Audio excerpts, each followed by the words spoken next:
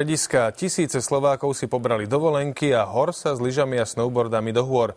A dnešnú lyžovačku si pochvaľovali aj peňaženky. Áno, pretože na niektorých zjazdovkách v západných Tatrách bola zadarmo, v nízkych či vysokých za symbolické 1 euro. V západných Tatrách spálenej lyžiarska sezóna začínala úplne slávnostne. Šampansko gratis, lyžarstvo gratis, dzisiaj bardzo dobrze. Tak toto sú prví lyžiari, ktorí ochutnali zjazdovku spálenej. Zasnežovali od minulého týždňa, aj Perimbaba priložila ruku k dielu a toto je výsledok. Dnešnému dňu sú trate zasnežené na výšku 40-50 cm.